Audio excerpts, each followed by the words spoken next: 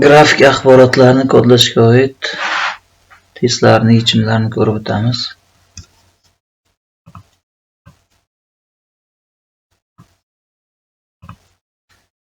O'lchami 1366 ga 768 bo'lgan ekranda 16 xil rang aks etadi. Ekrandagi axborot hajmini kilobaytda aniqlang. 16 ta rangni kodlashimiz uchun 2 ning enchisi teng 16.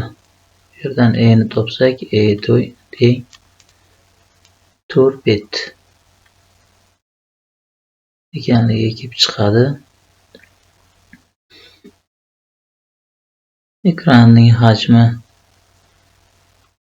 1366 ko'paygan 768 ko'paygan 4.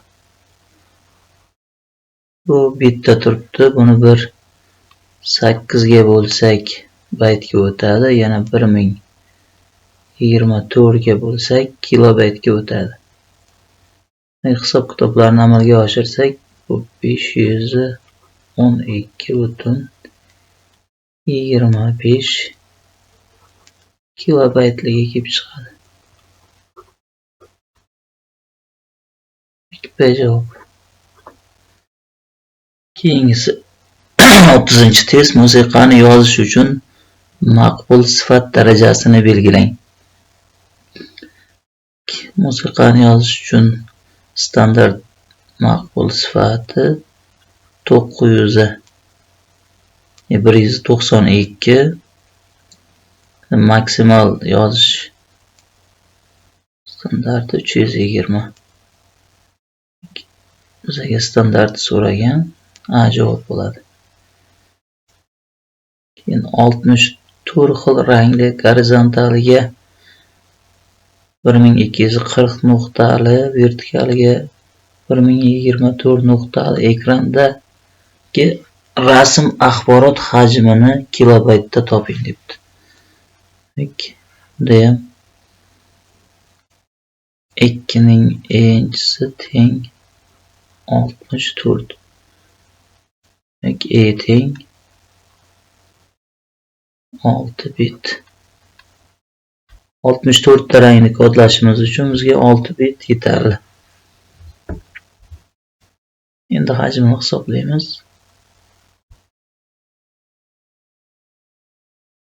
1240 ko'paygan 1004 ko'paygan 6.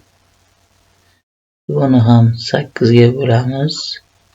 Yana 1024 ga bo'lamiz.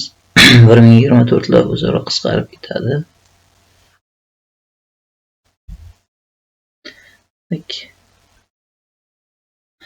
1240 ko'paygan 6 bo'lingan 8 ekan. 930 kilobayt. 930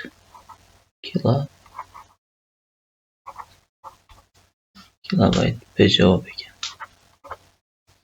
Keyingisi tasvir 16 ta rang ko'lamiga ega. Tasvir o'lchami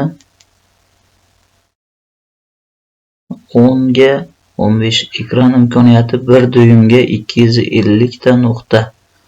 Tasvirning axborot hajmini kilobaytda hisoblang.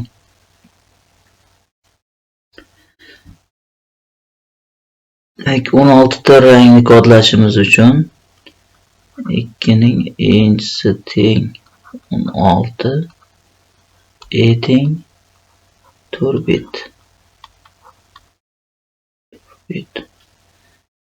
Endi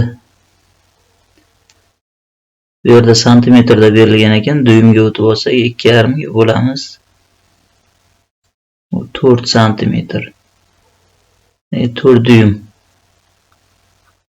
4 ko'paygan 250 ko'paygan 6 ko'paygan 250 ko'paygan 4. Bu yerda bitta chiqadi. Buni 8 ga bo'lsak baytga o'tadi. 1024 ga bo'lsak kilobaytga o'tadi. Demak, hisoblaymiz. 4 ko'paygan 250 ko'paygan 6 ko'paygan 250 ko'paygan 4 bo'lingan 8 bo'lingan 1024. Taqriban 732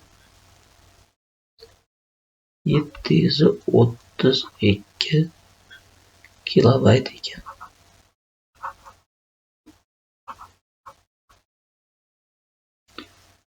Aksiya javob.